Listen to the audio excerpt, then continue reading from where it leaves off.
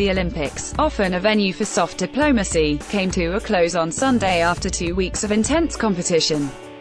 And as the closing ceremony concluded, so did the Olympic unification of North and South Korea.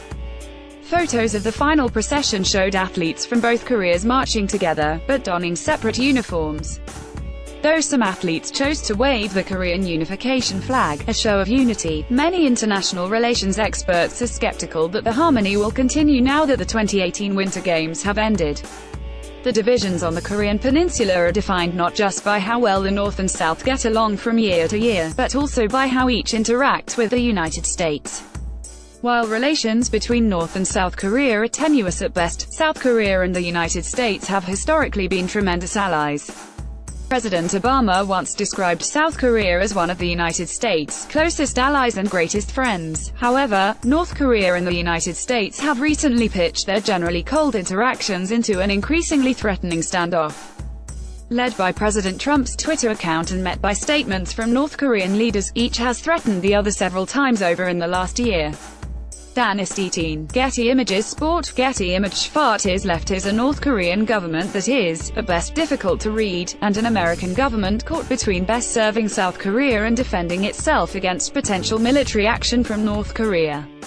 While the 2018 Pyeongchang Winter Games offered a glimpse at what relative peace among all three nations might look like, they were also marked by persistently cold symbolic actions, particularly between the United States and North Korea.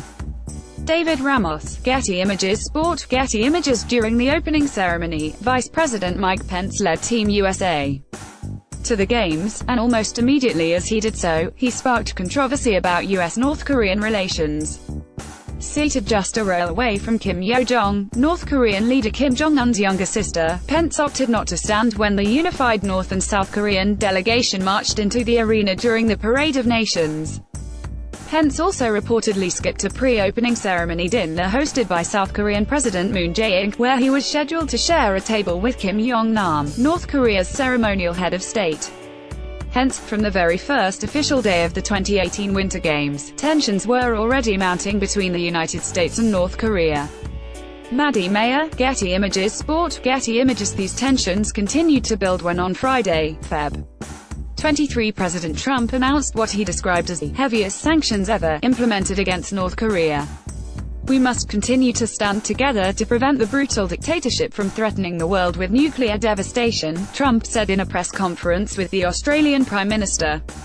When it came time for the closing ceremony, President Trump's daughter and advisor, Ivanka Trump, flew to Pyeongchang.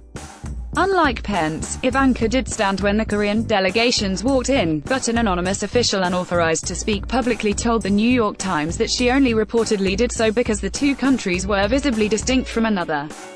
Ryan Pierscher. Getty Images Sport. Getty Image show the relationship between North and South Korea will evolve once the luster of the Olympic Games has worn off is unclear.